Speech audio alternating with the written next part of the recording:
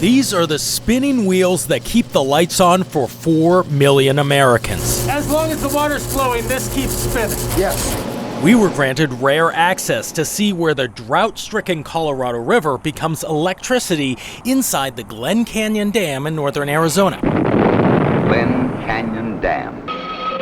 When these workers built the dam in the early 1960s, they did not expect the megadrought that has been crippling the West for the last 22 years. I don't think those have been visible since 64, 65. Plant manager Gus Levy just noticed those LBJ-era construction tracks and worries if the Colorado River keeps drying up, all of the turbines could look like this one, currently shut down for maintenance. So if this wasn't shut off right now, this would be filled with water. It flows in from snowpack in the Rockies that's also suffering from the drought. When you get into 2024, it looks a little bit rougher, if we'd have 2 more bad winters. So how many feet till you can't produce power?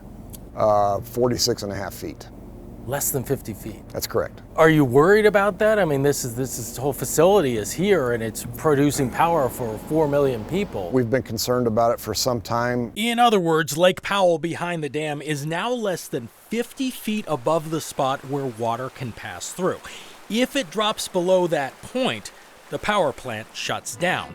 And a coalition of environmental groups just released a report that says Glen Canyon Dam was never built for water levels this low. They warn it could actually stop critical water from moving on through Arizona, Nevada, California, and northern Mexico. With that in mind, just last month, federal engineers were here at Glen Canyon Dam coming up with worst-case scenario plans.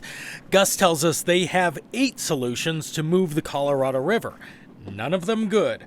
Pumping water around, over, or under the dam would all be massive construction projects. Showing the units at 100% speed. If western states don't immediately and drastically cut down on their water usage, there is a very real chance these turbines could spin down to zero less than 600 days from now.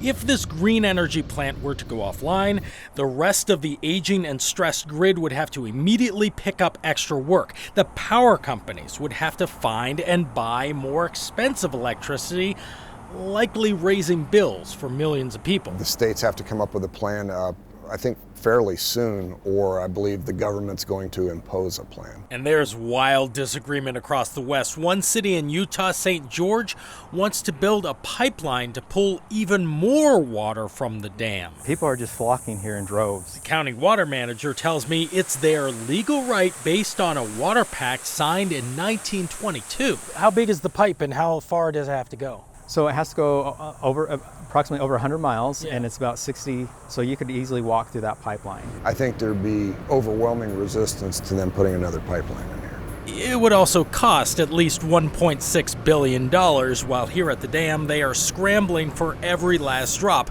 They're even borrowing water from a reservoir up in Wyoming and releasing less water towards Las Vegas and Lake Mead about 300 river miles downstream. 40 million people depend on this river for water. And you've said before, it's not doomsday yet. No, but it's certainly a concern.